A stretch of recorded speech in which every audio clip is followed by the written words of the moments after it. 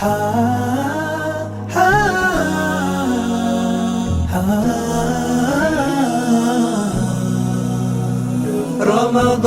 كريم كريم كريم، شهر عظيم عظيم عظيم. رمضان كريم كريم كريم. السلام عليكم ورحمة الله وبركاته. الحمد لله نحمده ونستعينه ونستغفره ونؤمن به ونتوكل عليه، ونعوذ بالله من شرور أنفسنا ومن سيئات أعمالنا. من يهده الله فلا مضل له، ومن يضلله فلا هادي له. ونشهد أن لا إله إلا الله وحده لا شريك له، ونشهد أن سيدنا وسندنا ومولانا محمدا عبده ورسوله، الذي أرسل بالحق بشيرا ونذيرا، وداعيا إلى الله بإذنه وسراجا منيرا. أما بعد، قال الله تبارك وتعالى في القرآن المجيد: أعوذ بالله من الشيطان الرجيم. بسم الله الرحمن الرحيم. وعباد الرحمن الذين يمشون على الأرض هونا وإذا خاطبهم الجاهلون قالوا سلاما. والذين يبيتون لربهم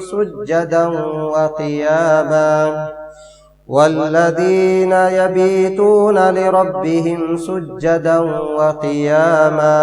والذين يقولون ربنا اصرف عنا عذاب جهنم إن عذابها كان غراما إنها ساءت مستقرا ومقاما. والذين إذا أنفقوا لم يسرفوا ولم يقتروا وكان بين ذلك قواما. صدق اللہ العظیم. بزرگان محترم اور معزز سامعین کرام، ابھی آپ حضرات کی خدمت میں 19ویں پارے کی سورہ فرقان کی چند آیتیں کریمہ تلاوت کی گئی. ان آیات میں اللہ تبارک و تعالی نے مومنین کی، جسے عباد الرحمن کہا جاتا ہے، عباد الرحمن کی تقریباً 13 صفات بیان فرما رہے ہیں. پہلی صفت اللہ تبارک و تعالی نے جو بیان فرمایا، ترجمے میں آپ کو سمجھنے میں آسانی ہوگی تو ترجمہ پہلے ملاحظہ فرمائیں کہ پہلی صفت اللہ تبارک و تعالیٰ نے بیان فرمایا: وعباد الرحمن، اللہ کے بندے، لا یمشون فی الارض ہونا، کہ الذین، اللہ تبارک و تعالیٰ بیان فرما رہے ہیں کہ عباد الرحمن، اللہ کے رحمان کے بندے وہ ہوں گے الذین یمشون علی الارض ہونا، کہ زمین پر وہ عاجزی، انکساری، متانت، تواضع سے چلتے ہیں. یہ پہلی صفت عباد الرحمن کی اللہ تبارک و تعالیٰ نے بیان فرمایا. دوسری صفت اللہ تبارک و تعالیٰ نے بیان فرمایا: وَإِذَا خَاطَبَهُمُ الْجَاهِلُونَ قَالُوا سَلَامًا. عباد الرحمن کی دوسری صفت یہ ہے کہ جاہل لوگوں سے وہ اعراض کر لیتے ہیں. جب جہالت والوں سے خطاب کیا جاتا ہے تو یوں کہتے ہیں کہ قالوا سلاما، سلامتی ہو. یہاں سلامتی کے معنی میں ہے، نہ کہ عرفی جو سلام ہے وہ مراد نہیں ہے. تو سلامتی کہہ کر وہاں سے گزر جاتے ہیں. یہ دوسری صفت اللہ تبارک و تعالیٰ نے بیان فرمایا عباد الرحمن کی. تیسری صفت اللہ تبارک و تعالیٰ جو بیان فرما رہے ہیں وہ یہ ہے کہ والذین یبیتون لربہم سجدا وقیاما، اور وہ رات میں اللہ تبارک و تعالیٰ کی عبادت کرتے ہیں. اس سے مراد یعنی تہجد میں اللہ کے دربار میں مشغول رہتے ہیں اور سجدہ کرتے رہتے ہیں اور قیام کرتے رہتے ہیں، یعنی گویا کہ حضرات مفسرین نے بیان فرمایا کہ وہ قیامہ سے مراد قیام اللیل ہے، یعنی تہجد کی نماز میں مشغول رہتے ہیں۔ اس کے بعد آگے عباد الرحمن کی صفت بیان کرتے ہوئے اللہ تبارک و تعالیٰ نے بیان فرمایا کہ والذین یقولون ربنا اصرف عنا عذاب جہنم ان عذابها کان غراما، کہ وہ اللہ کے عذاب کے سلسلے میں یہ دعائیں کرتے رہتے ہیں کہ اللہ ہمیں عذاب جہنم سے بچا لیجئے، عذاب جہنم کو ہمارے سے ہٹا دیجئے، دور فرما دیجئے۔ پھر اس کے بعد آگے کی صفت میں اللہ تبارک و تعالیٰ نے بیان فرمایا والذین اذا انفقوا لم یسرفوا ولم یقتروا وکان بین ذلک قواما، یعنی ان کی ایک صفت یہ بھی ہے کہ وہ اللہ کی راہ میں خرچ کرتے ہیں، نہ اس میں زیادتی یعنی اسراف کرتے ہیں اور نہ بخل سے کام لیتے ہیں، بلکہ میانہ روی اعتدال کے ساتھ اللہ کی راہ میں خرچ کرتے ہیں۔ پھر اس کے بعد اللہ تبارک و تعالیٰ نے ان کی ایک صفت یہ بھی بیان فرمائی کہ والذین لا یدعون مع اللہ الہا آخر، اللہ کے ساتھ کسی کو شریک نہیں کرتے، یعنی شرک میں مبتلا نہیں رہتے، یعنی اللہ کے علاوہ کسی اور معبود کو نہیں پکارتے ہیں، مراد اس سے یعنی اللہ کے ساتھ کسی کو شریک نہیں کرتے۔ پھر اس کے بعد ان کی ایک صفت یہ بھی بیان فرمائی کہ وَلَا يَقْتُلُونَ النَّفْسَ الَّتِي حَرَّمَ اللَّهُ إِلَّا بِالْحَقِّ، اور کسی کو ناحق قتل نہیں کرتے۔ پھر اس کے بعد ایک صفت یہ بھی بیان فرمائی کہ وَلَا يَزْنُونَ، اور وہ زنا بھی نہیں کرتے اور اسی طریقے سے گناہ بھی نہیں کرتے۔ پھر اس کے بعد آگے اللہ تبارک و تعالیٰ ان کی صفت بیان کرتے ہوئے بیان فرمایا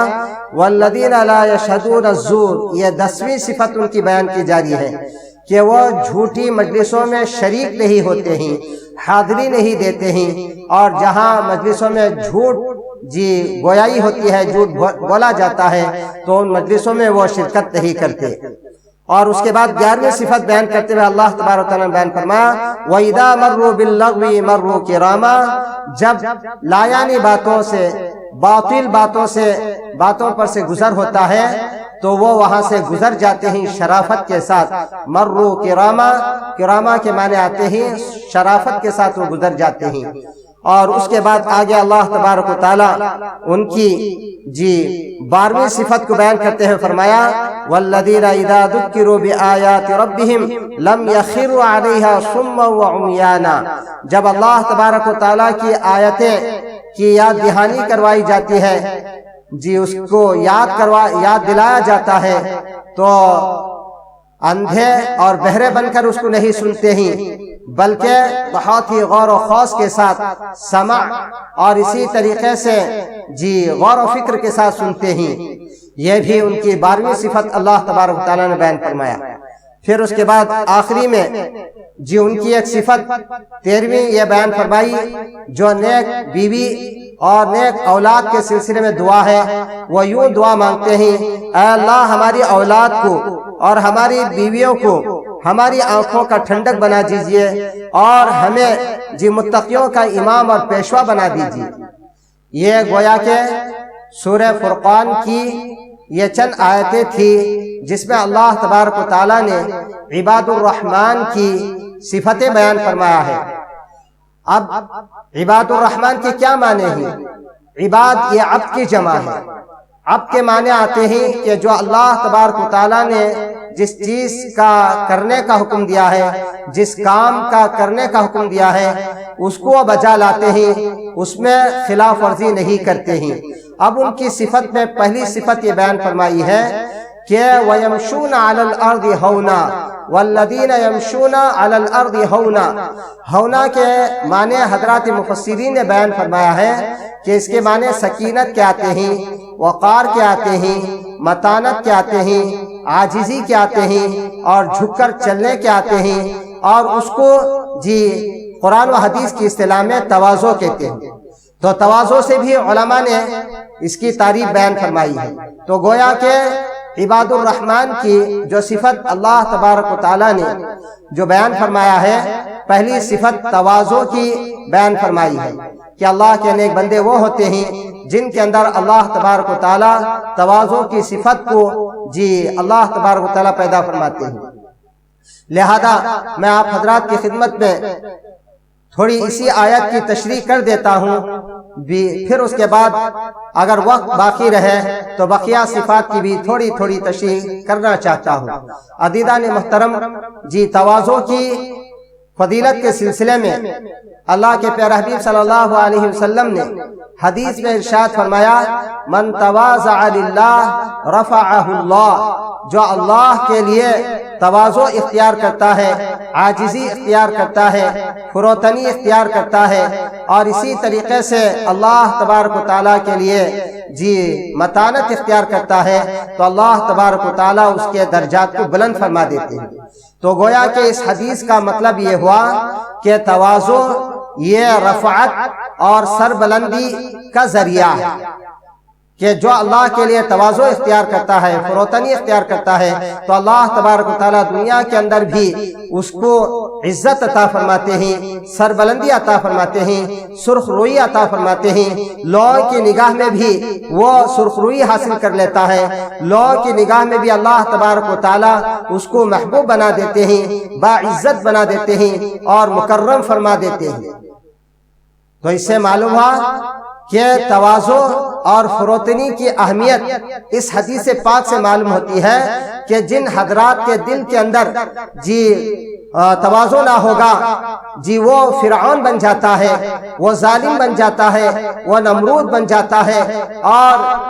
اس کے دل کے اندر تکبر پیدا ہو جاتا ہے۔ اور جب انسان کے دل کے اندر تکبر پیدا ہو جاتا ہے تو وہ لوگوں کی نگاہ سے بھی گر جاتا ہے، اللہ کی نگاہ سے بھی گر جاتا ہے، فرشتوں کی نگاہ سے بھی گر جاتا ہے، دنیا کی پوری انسانیت سے وہ گر جاتا ہے۔ تو لہذا اس حدیث سے تواضع کی اہمیت معلوم ہوتی ہے کہ جس آدمی کے اندر تواضع پیدا ہوتا ہے تو اللہ تبارک و تعالیٰ کے یہاں بھی اس کی عزت، اور مخلوق کے یہاں بھی اس کی عزت، اور اسی طریقے سے اللہ کے ہر مخلوق کے سامنے، چاہے بری مخلوق ہو، چاہے عرشی مخلوق ہو، یعنی عرش پر رہنے والی جو مخلوق ہے یعنی ملائکہ، وہاں بھی اللہ تبارک و تعالیٰ اس کی عزت کو ڈال دیتے ہیں، اور فرشتے بھی اس کی عزت کرنے لگتے ہیں، اور زمین سے یعنی بر سے تجاوز کر کے بحر سے تجاوز کر کے عرش تک اس کی مقبولیت اور اللہ تبارک و تعالیٰ اس کی عزت کو لوگوں کے دلوں میں، فرشتوں کے دلوں میں، اور اللہ کے ہر مخلوق کے دلوں میں اللہ تعالیٰ ڈال دیتے ہیں۔ تو لہذا معلوم ہوا کہ جن لوگوں کے دلوں کے اندر تواضع نہیں ہوگا، ان کے دل کے اندر جب تکبر آتا ہے تو یہی تکبر ساری خطاؤں کی، اور علماء نے لکھا ہے کہ باطنی تمام امراض کی جڑ ہے۔ جس دل کے اندر تواضع نہیں ہوگا، تکبر پیدا ہوگا، عجب پیدا ہوگا، بڑائی پیدا ہوگی، اللہ تبارک و تعالیٰ کو یہ صفت پسند نہیں ہے، تو علماء نے بیان فرمایا ہے کہ یہ باطنی امراض کی جڑ ہے۔ اسی لیے علماء نے لکھا ہے یہ بھی بات کہ عام طور پر ہم سنتے بھی ہیں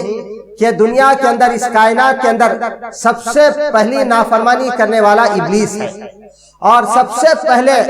نافرمانی کا بیج جو بویا ہے وہ شیطان اور ابلیس اور لعین ہے۔ جب اللہ تبارک و تعالیٰ نے اس سے پہلے کوئی نافرمانی کرنے والا نہیں تھا، جب اللہ تبارک و تعالیٰ نے شیطان سے کہا، ابلیس سے کہا کہ میں ایک مخلوق پیدا کرنے والا ہوں جسے آدم علیہ السلام کہا جاتا ہے، اور فرشتوں کو حکم دیا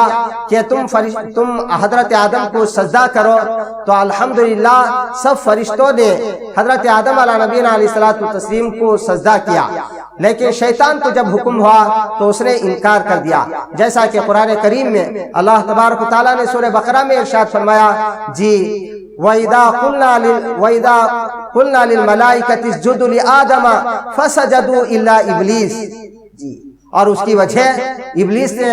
حضرت آدم علیہ السلام کو سجدہ کرنے سے جو انکار کیا، حضرات مفسرین نے بیان فرمایا ہے، اور اللہ تبارک و تعالیٰ نے بھی قرآن کریم کے اندر بیان فرمایا کہ اس نے یہ کہا انا خیر من، میں حضرت آدم سے بہتر ہوں، خلقتنی من نار وخلقتہ من طین، مجھے تم نے آگ سے پیدا کیا ہے اور حضرت آدم علیہ الصلوۃ والتسلیم کو مٹی سے پیدا کیا ہے، اور آگ کی صفت کے اندر بڑائی ہے، اور اسی طریقے سے آگ کے اندر یہ صفت ہے کہ جب آگ لگائی جائے تو نیچے نہیں جاتی ہے، اوپر کو جاتی ہے، اور مٹی کی صفت یہ ہے کہ اگر مٹی کو اڑایا جائے تو مٹی نیچے گرتی ہے، لہذا تو نے مجھے آدم علیہ الصلوۃ والتسلیم کو تو نے مٹی سے پیدا کیا اور مجھے آگ سے پیدا کیا ہے، لہذا میں حضرت آدم کو سجدہ نہیں کروں گا۔ تو اللہ تبارک و تعالیٰ نے جب اس نے انکار کیا، ابا واستکبر وکان من الکافرین، یہ سورہ بقرہ میں اللہ تبارک و تعالیٰ نے تو یہ بیان فرمایا کہ اس نے انکار کیا اور تکبر اختیار کیا، تو اللہ تبارک و تعالیٰ نے اس کو کافرین میں سے بنا دیا۔ اور ایک آیت میں اللہ تبارک و تعالیٰ نے فرمایا فخرج انک رجیم وان علیک اللعنۃ الی یوم الدین، اللہ تبارک و تعالیٰ نے فرمایا کہ تو یہاں سے دھتکارا ہوا ہے، تو یہاں سے نکل جا اور تجھ پر لعنت ہے، اللہ کی لعنت، ساری مخلوق کی لعنت، فرشتوں کی تجھ پر لعنت ہے، قیامت تک تجھ پر لعنت اور پھٹکار ڈالی گئی ہے۔ تو بہرحال حضرت آدم علیہ نبینا علیہ الصلوۃ والتسلیم کو اس نے انکار کیا تو مردود ہو گیا، اور اللہ تبارک و تعالیٰ کے دربار سے اس کو نکال دیا گیا۔ اور اسی لیے علماء نے لکھا ہے کہ فرشتوں کا معلم تھا، فرشتوں کو تعلیم دیا کرتا تھا، لیکن حضرت آدم علیہ الصلوۃ والتسلیم کو اللہ تبارک و تعالیٰ نے مسجود الملائکہ بنایا، تو سجدہ کرنے حضرت آدم علیہ الصلوۃ والتسلیم کو اس نے سجدہ نہیں کیا، تو اللہ تبارک و تعالیٰ نے اس کو ہمیشہ کے لیے قیامت تک کے لیے اس کو مردود قرار دے دیا۔ بہرحال یہ تواضع نہ کرنے کی وجہ سے اللہ کی نگاہوں سے ابلیس گر گیا، اور حضرت آدم علیہ الصلوۃ والتسلیم نے اللہ تبارک و تعالیٰ کا حکم مانا، تو اللہ تبارک و تعالیٰ نے آپ کو مقبول بنا دیا اور آپ کو مسجود الملائکہ بنا دیا، آپ کو باعزت بنا دیا۔ تو بہرحال اس آیت کریمہ کے اندر اللہ تبارک و تعالیٰ نے حضرت آدم علیہ الصلوۃ والتسلیم کا مقام بھی بتا دیا اور شیطان کا مقام بھی اللہ تبارک و تعالیٰ نے بتلا دیا۔ تو تواضع کسے کہتے ہیں؟ تواضع کے معنی علماء نے لکھا ہے کہ اپنے آپ کو کمتر سمجھنا اور اپنے آپ کو کم درجہ والا کہنا، یہ تواضع نہیں ہے۔ عام طور پر یہ دیکھا جاتا ہے کہ لوگ اپنے آپ کو کمتر نہیں سمجھتے ہیں بلکہ اپنے آپ کو کمتر کہتے ہیں، تو لہذا علماء نے لکھا ہے کہ تواضع کے معنی آتے ہیں اپنے آپ کو کمتر سمجھنا، نہ کہ اپنے آپ کو کمتر کہنا، اس لیے کہ بہت سے لوگ کہتے ہیں لیکن دلوں کے اندر تکبر بھرا ہوا رہتا ہے، اور اپنے آپ کو لوگ یہ کہتے ہیں کہ ہم بہت کمتر ہیں، حقیر ہیں، ناچیز ہیں، احقر العباد ہیں، اذنب العباد ہیں، یعنی لوگوں میں سب سے زیادہ گنہگار، لوگوں میں سب سے زیادہ حقیر ہم ہیں۔ لیکن لوگوں کا اپنے آپ کو یہ کہنا کہ ہم ہماری کوئی حیثیت نہیں ہے، اس طریقے کے الفاظ کہنے سے آدمی متواضع نہیں ہوتا ہے۔ تو لہذا علماء نے لکھا ہے کہ تواضع کے معنی یہی ہیں کیا اپنے آپ کو کمتر سمجھنا، تو سمجھنے میں کہنے میں آسمان زمین کا فرق ہے۔ لوگ کہتے ہیں لیکن سمجھتے نہیں ہیں، اور اپنے نام کے ساتھ احقر العباد لکھ دیتے ہیں اور دل کے اندر بڑائی رہتی ہے، اور اسی طریقے سے اپنے نام کے ساتھ ناچیز لکھ دیتے ہیں لیکن دل کے اندر بڑائی رہتی ہے، تکبر رہتا ہے۔ تو اس لیے علماء نے لکھا ہے کہ تواضع کے معنی یہی لکھا ہے کہ تواضع کے معنی یہی آتے ہیں کہ آدمی اپنے آپ کو کمتر سمجھے اور دوسروں کو اپنے سے افضل سمجھے، اور تکبر کی تعریف میں علماء نے یہی لکھا ہے کہ اپنے آپ کو بڑا سمجھے اور دوسروں کو حقیر سمجھے اور دوسرے کو کمتر سمجھے۔ تو لہذا تکبر اور تواضع کے درمیان علماء نے یہی فرق بیان فرمایا ہے کہ تکبر کہتے ہیں اپنے آپ کو بڑا سمجھنا اور دوسروں کو حقیر سمجھنا، اور تواضع کہتے ہیں اپنے آپ کو کمتر سمجھنا اور دوسروں کو اپنے سے افضل سمجھنا۔ تو لہذا اللہ کے رسول علیہ الصلوۃ والتسلیم کا تواضع بھی جی قرآن و حدیث پاک کے اندر بے شمار جگہ اللہ تبارک و تعالیٰ نے بیان فرمایا۔ چنانچہ ایک آیت کریمہ کے اندر اللہ تبارک و تعالیٰ نے فرمایا وَاخْفِضْ جَنَاحَكَ جی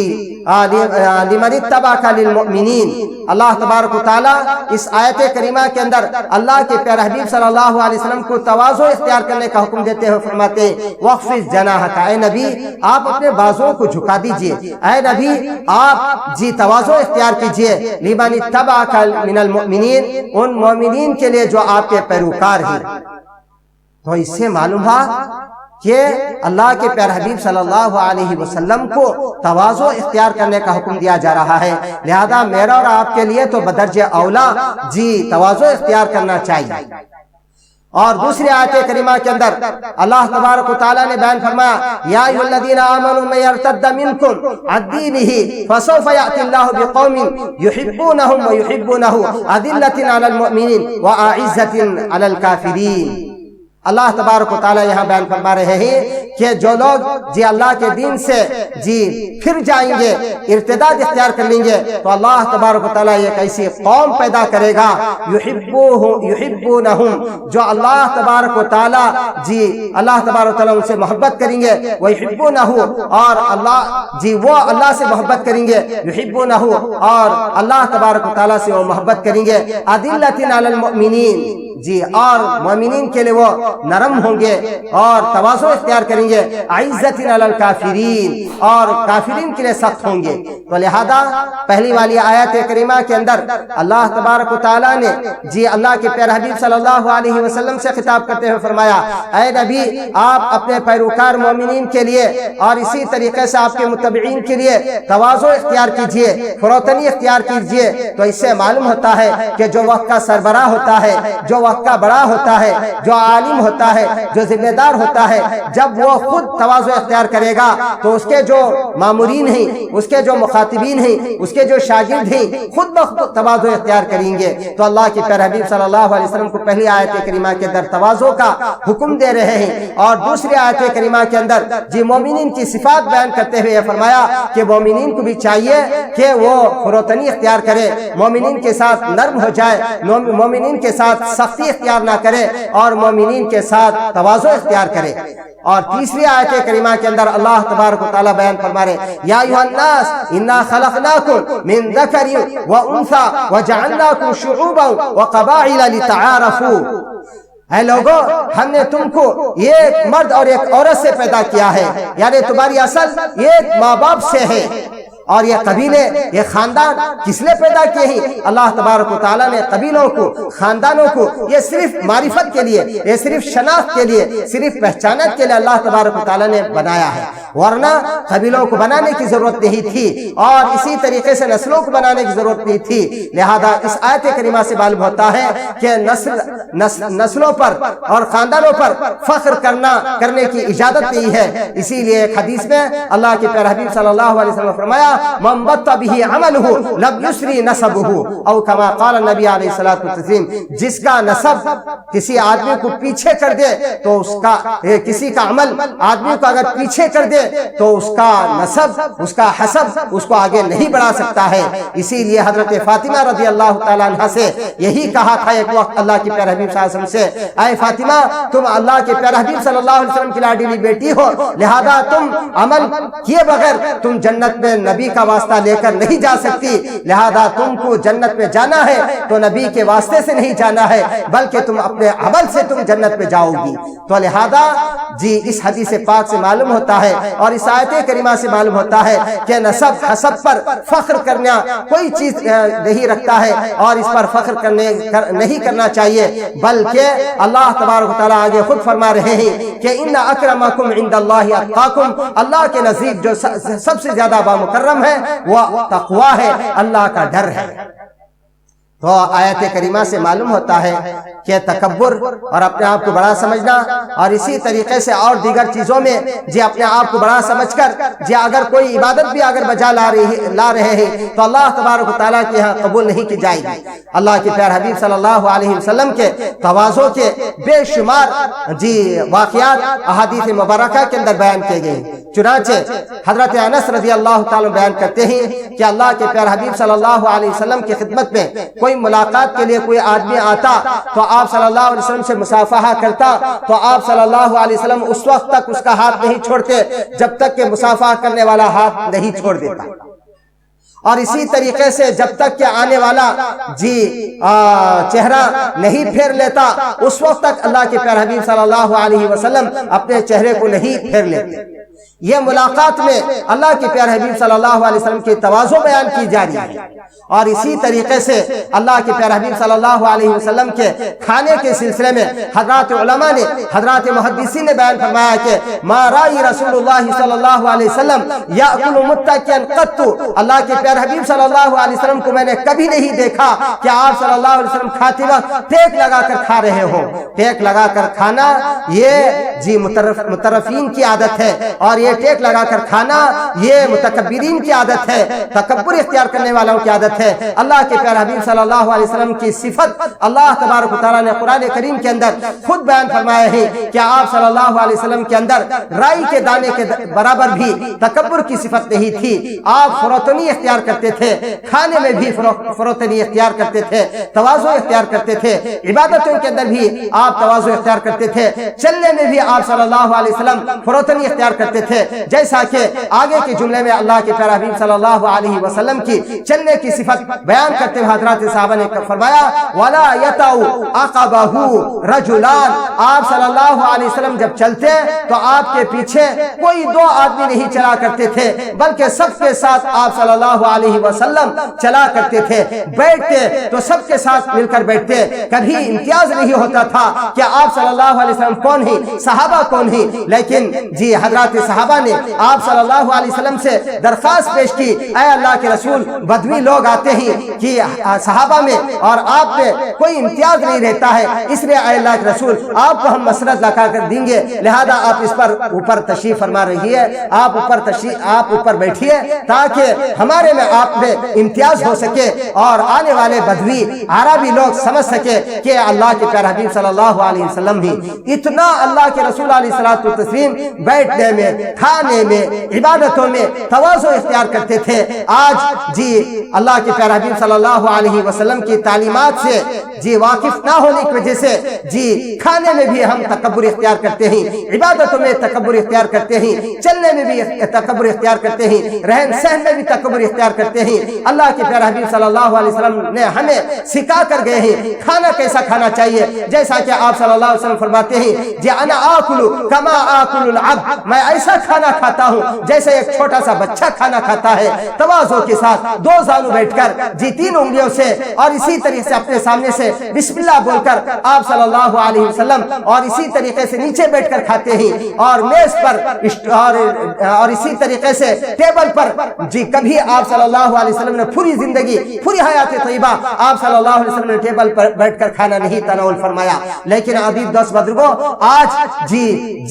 جدت پسندی کہیے یا اسی طرح سے مغربیت کہیے، یورپیت کہیے، کہ آج ہم لوگ نیچے بیٹھ کر کھانے کو ہم عیب سمجھتے ہیں، مایوب سمجھتے ہیں، لقمہ اگر گر گیا تو عزیز دوست پر اٹھا کر کھانے کو مایوب سمجھتے ہیں۔ قیصر و کسریٰ کا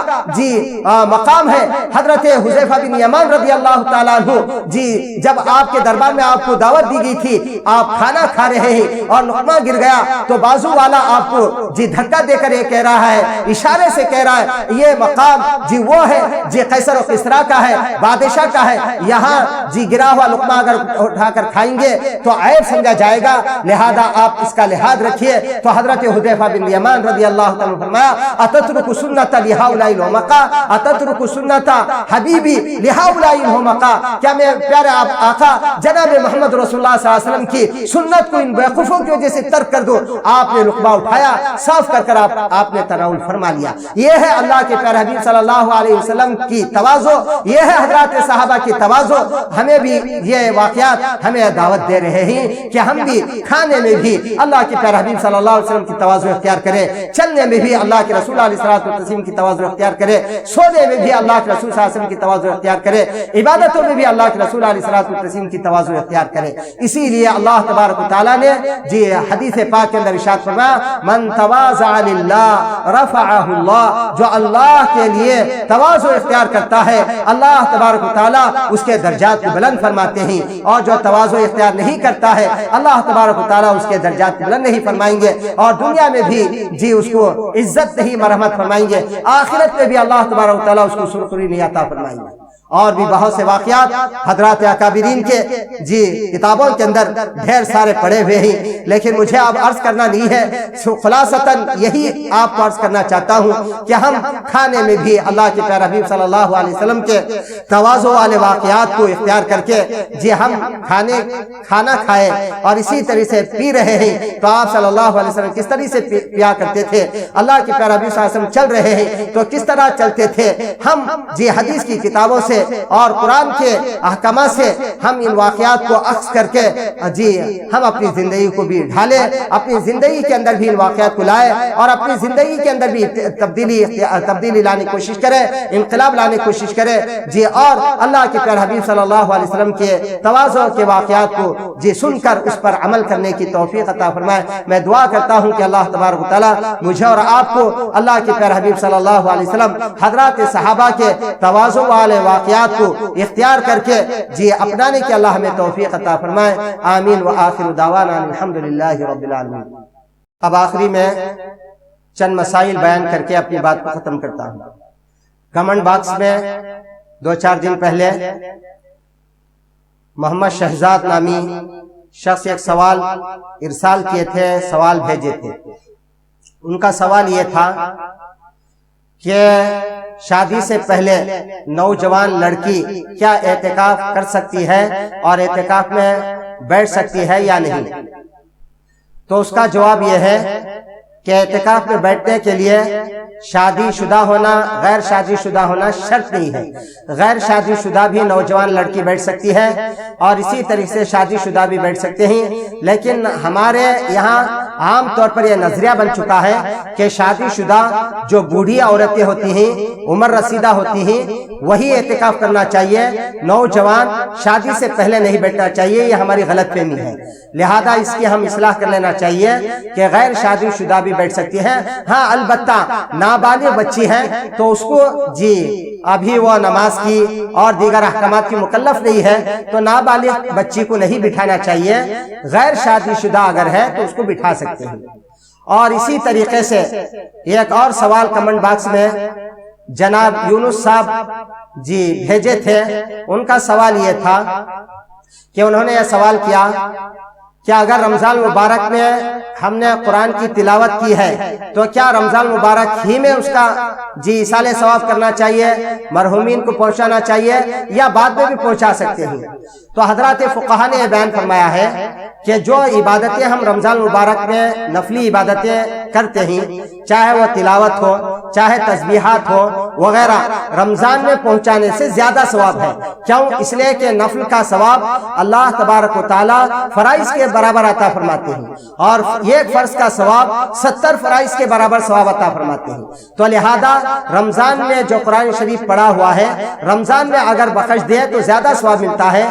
ورنہ رمضان کے بعد بھی اگر آپ ایصال ثواب کریں تو اللہ تبارک و تعالیٰ اس کا بھی ثواب پہنچاتے ہیں۔ تو اس لیے رمضان میں پڑھا ہوا رمضان ہی میں پہنچانا ضروری ہے، ایسا جو سمجھتے ہیں وہ غلط ہے۔ تو لہذا رمضان کے بعد بھی پہنچا سکتے ہیں، لیکن ثواب کے سلسلے میں علماء نے لکھا ہے کہ دیر نہیں کرنی چاہیے، جب پڑھے تو فوراً ہم نیت کر لینی چاہیے۔ اس کے لیے علماء نے یہ طریقہ بیان فرمایا ہے کہ جیسے ہم سبحان اللہ، الحمدللہ، یا 2 رکعت نفل نماز، یا عمرہ عمرہ ہم نے کیا، یا قرآن شریف کی تلاوت کی، تو اسی وقت ہم ارادہ کر لینا چاہیے کہ فلاں مرحومین کو، میرے ماں باپ کو اس کا ثواب پہنچا دیجیے۔ لیکن اطمینان قلب کے لیے بعض علماء نے یہ بیان فرمایا ہے کہ دعا کر لینا چاہیے، دعا میں ہم ان کو بخش دینا چاہیے، ایصال ثواب کر دینا چاہیے، یہ افضل طریقہ ہے۔ ورنہ ایصال ثواب کے لیے کوئی وقت متعین نہیں، دعا شرط نہیں ہے، صرف پڑھنے کے بعد نیت کر لینا کافی ہے۔ جیسے نیت کریں گے تو اللہ تبارک و تعالیٰ فرشتوں کے ذریعے سے ہمارے مرحومین کو پڑھا ہوا اسی طرح سے صدقہ کیا ہوا، ایصال ثواب کیا ہوا اور بھی کوئی عمل کیے ہوئے ہیں، اللہ تعالیٰ پہنچا دیتے ہیں۔ اس کے بعد آج کے مسائل میں پہلا مسئلہ یہ ہے کہ صدقہ فطر کنٹرول رائٹ جسے راشن کارڈ کے ذریعے سے جو غلہ اور اناج ملتا ہے اس کے اعتبار سے ادا کرنا چاہیے یا عام بازاری قیمت کے اعتبار سے ادا کرنا چاہیے؟ تو حضرات فقہا نے بیان فرمایا ہے کہ بازاری قیمت کے اعتبار سے صدقہ فطر ادا کرنا چاہیے جی، اور جو کنٹرول رائٹ جسے جی راشن کارڈ سے جو غلہ ملتا ہے اس سے ادا نہیں کرنی چاہیے۔ اس کے بعد دوسرا سوال آج کا یہ ہے کہ اس مرتبہ صدقہ فطر کتنا طے کیا گیا ہے، کتنا ادا کرنا چاہیے؟ تو دارالعلوم سبیل الرشاد کے جی شیخ الحدیث اور پورے کرناٹک کے امیر شریعت حضرت مولانا جی شیخ صغیر احمد صاحب رشادی دامت برکاتم کی طرف سے جی یہ طے کیا گیا ہے کہ اس مرتبہ صدقہ فطر 70 پر 5 روپے 75 روپے طے کیا گیا ہے۔ تو لہذا اگر کوئی اس سے زیادہ دینا چاہے تو دے سکتے ہیں، اور اس مرتبہ اس رمضان میں جو امیر شریعت کی طرف سے صدقہ فطر طے جو کیا گیا ہے وہ 70 پر 5 روپے ہے۔ تو لہذا ایک آدمی کی طرف سے، ایک بچے کی طرف سے، ایک مرد کی طرف سے، ایک عورت کی طرف سے ایک صدقہ فطر 70 پر 5 روپے قیمت ہے۔ اور اگر گیہوں کے اعتبار سے دینا ہے تو وہی 1.25 سیر دینا چاہیے، چاول یا کشمش کے ذریعے سے دینا چاہیے، اور کسی کو اللہ تعالیٰ نے اور وسعت عطا فرمایا ہے تو وہ جی بادام کے اعتبار سے دے، اخروٹ کے اعتبار سے دے تو وہ زیادہ بیٹھتا ہے۔ بہرحال جی اس مرتبہ کا صدقہ فطر 70 پر 5 روپے قیمت طے کی گئی ہے۔ تیسرا مسئلہ آج کا یہ ہے کہ اعتکاف مسنون یعنی رمضان مبارک کا ایک عشرے کا اس میں روزہ شرط ہے یا نہیں؟ تو حضرات علماء نے لکھا ہے کہ رمضان مبارک کے آخری عشرے کا جو اعتکاف ہے جی سنت موقدہ مال کفایہ کہلاتا ہے۔ اس کے لیے جی جیسے حضرت مولانا شامی رحمت اللہ علیہ نے، ابن العابدین شامی رحمت اللہ علیہ نے بیان فرمایا در مختار کے اندر کہ روزہ شرط ہے، بغیر روزے کے اعتکاف نہیں ہوگا۔ تو اس لیے جی بیمار وغیرہ جی اعتکاف میں نہ بیٹھے، جہاں تک ہو سکے صحت مند بیٹھنے کی کوشش کرے۔ تو اعتکاف میں روزہ شرط ہے، اگر روزہ نہیں ہوگا تو اعتکاف نہیں ہوگا، وہ نفل اعتکاف ہو جائے گا، اور رمضان مبارک کا جو آخری عشرے کا جو مسنون اعتکاف ہے وہ ادا نہیں ہوگا۔ چوتھا مسئلہ، جو رمضان کے روزے نہ رکھ سکا تو اس پر صدقہ فطر واجب ہے یا نہیں؟ بعض حضرات رمضان مبارک کے روزے ہی نہیں رکھتے، بعض صحت مند بھی روزے نہیں رکھتے، تو وہ یہ برملا کہہ دیتے ہیں کہ میں رمضان کے روزے ہی نہیں رکھا تو صدقہ فطر کیوں دوں؟ تو اس کے سلسلے میں حضرات فقہا نے یہ بیان فرمایا ہے کہ روزے چھوڑ کر بہت بڑا گناہ کیا ہے، اور صدقہ فطر واجب ہے، اس کو چھوڑے گا تو ڈبل گناہ ہوگا۔ تو اس لیے فقہا نے بیان فرمایا ہے کہ جس نے روزے نہیں رکھا ہے تو وہ صدقہ فطر بھی ادا کرے، تاکہ دو گناہ اس کے ذمے میں جی لاگو نہ ہو۔ ایک تو رمضان مبارک کے روزے چھوڑ رہا ہے تو وہ یہ گناہ ہے، اور ایک صدقہ فطر واجب ہے، وہ چھوڑے گا تو ڈبل گناہ ہو جائے گا۔ تو اس لیے روزے بھی رکھنے کی کوشش کرے اور صدقہ فطر ادا کرنے کی کوشش کرے۔ اگر روزے نہیں رکھا ہے تو اس کے ذمے میں بھی صدقہ فطر واجب ہے، وہ ادا کرے۔ چوتھا مسئلہ، پانچواں مسئلہ یہ ہے کہ صدقہ فطر کن لوگوں کو دینا چاہیے؟ فقہا نے بیان فرمایا ہے کہ جن لوگوں کو زکوٰۃ دی جاتی ہے انہی کو صدقہ فطر دینا چاہیے۔ اس کی لمبی تفصیل ہے جی، تو خلاصتاً یہی ہے کہ جن لوگوں کو زکوٰۃ دی جاتی ہے انہی لوگوں کو صدقہ فطر بھی دینا چاہیے۔ چھٹواں مسئلہ یہ ہے، ایک آدمی کا صدقہ فطر ایک فقیر کو دینا یا تھوڑا تھوڑا کئی فقیروں کو دینا، یا کئی آدمیوں کا صدقہ فطر ایک ہی آدمی کو یعنی ایک ہی فقیر کو دینا کیسا ہے؟ تو علماء نے لکھا ہے کہ ایک آدمی کا صدقہ فطر ایک فقیر کو دینا یا تھوڑا تھوڑا کر دینا، یا اسی طرح سے کئی آدمیوں کا جی صدقہ فطر ایک ہی فقیر کو دینا، دونوں شکلیں جائز ہیں۔ یعنی تھوڑا تھوڑا کر دینا بھی جائز ہے. اور اسی طرح سے کئی آدمیوں کا صدقہ فطر جی ایک ہی فقیر کو ایک ہی آدمی کو دینا بھی جائز ہے. لیکن اس کے اندر اتنا خیال رکھنا چاہیے کہ کئی آدمیوں کا صدقہ فطر ایک آدمی کو اگر دے دے تو اگر وہ مالک نصاب ہو جائے گا تو اتنا نہ دے، اس سے کم آدمی کو دے سکتے ہیں. پھر اس کے بعد جی بہت اہم مسائل بیان کیے جا رہے ہیں. اسی طریقے سے ایک سوال یہ بھی ہے کہ اگر کوئی اتنا بوڑھا ہو گیا جی کہ روزے رکھنے کی طاقت نہیں اور آئندہ بھی طاقت آنے کی امید نہیں، تو اس کو روزوں کا فدیہ دینا کیسا ہے؟ تو علماء نے لکھا ہے کہ اس کو فدیہ دے سکتے، وہ فدیہ اپنے روزوں کا دے سکتا ہے، اس لیے کہ بہت سخت بیمار ہے اور اس کے پاس طاقت ہی نہیں ہے روزہ رکھنے کی اور آئندہ بھی طاقت جی امید نہیں ہے آنے کی. تو علماء نے لکھا ہے کہ وہ فدیہ اپنے روزوں کی طرف سے یعنی 30 روزوں کی طرف سے 30 فدیہ ادا کر دے. اب سوال یہ ہے کہ جی روزے کا فدیہ کیا ہے؟ تو علماء نے لکھا ہے کہ روزے کا فدیہ جی وہی جو صدقہ فطر ادا کیا جاتا ہے، 2.25 سیر گیہوں یا اس کی قیمت جی، یا اسی طریقے سے ایک مسکین کو 2 وقت کا پیٹ بھر کر کھانا کھلا دینا جی. تو یہ صدقہ فطر بیان کیا گیا ہے، وہی علماء نے لکھا ہے کہ ایک فدیہ جی ایک صدقہ فطر کی مقدار کے مطابق اس کو ادا کر دیں اور 30 روزوں کا فدیہ جی 30 فقراء کو 2 وقت کا کھانا کھلا دیں. اس کے بعد ایک فدیہ ہی سے متعلق ایک سوال یہ بھی لوگوں نے پوچھا کہ اگر کوئی ایسا بیمار ہے کہ صحت پانے کی امید نہیں اور اس کا جی مرض بڑھتے بڑھتے موت تک دراز ہو جائے تو کیا اس پر قضا ہے یا نہیں؟ تو علماء نے لکھا ہے کہ اس پر روزے کی قضا نہیں ہے. کیوں؟ اس لیے کہ اس کا مرض بڑھتے موت تک دراز ہو گیا ہے، تو اس لیے فقہا نے اس کو چھوٹ دی ہے کہ اس کی قضا نہیں ہے. اس کے بعد ایک مسئلہ یہ بھی بیان کیا گیا ہے کہ اگر بیمار آدمی اپنی بیماری سے صحت یاب ہو گیا اور اسے اپنے چھوٹے ہوئے روزوں کو قضا کرنے کی مدت بھی ملی، کیا اس پر قضا لازم ہے؟ تو علماء نے لکھا ہے کہ اس پر قضا لازم ہے، اس لیے کہ اس کو صحت بھی ملی ہے اور مدت بھی ملی ہے، تو اس کو چاہیے کہ وہ روزوں کی قضا کرے. تو لہذا ایسے آدمی پر روزوں کی قضا لازمی ہے. ایک اور چھوٹا سا مسئلہ بیان کر کے اپنی بات کو ختم کرتا ہوں. رمضان کے روزے اگر قضا ہو جائے تو ان روزوں کی قضا کا وقت کب سے ہے؟ اگر رمضان مبارک میں روزے قضا ہو گئے چاہے مرد ہو یا عورتیں ہو تو لہذا ان روزوں کی قضا کا وقت کب سے ہے؟ تو علماء نے لکھا ہے کہ عید الفطر کے بعد جی اسی طریقے سے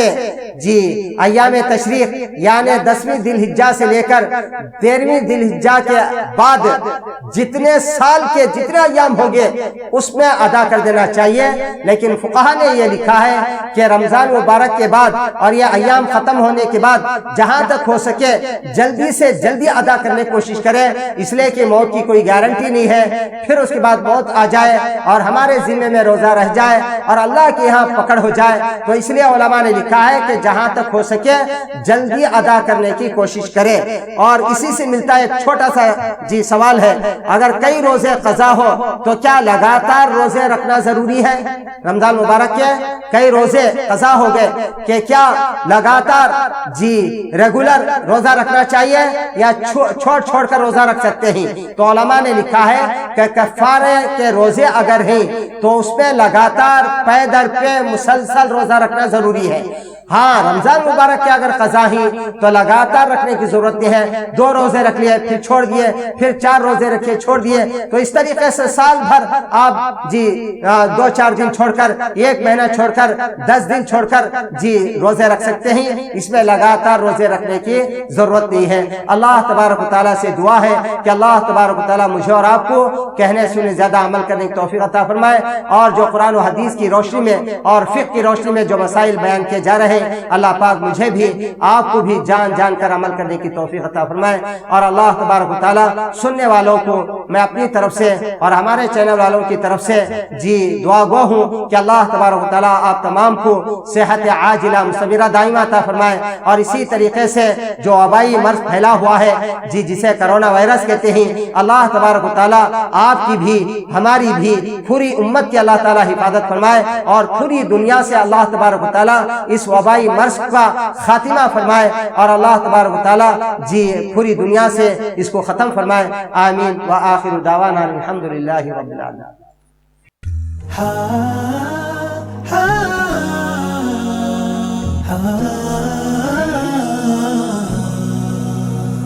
رمضان كريم كريم كريم شهر عظيم عظيم عظيم رمضان كريم كريم كريم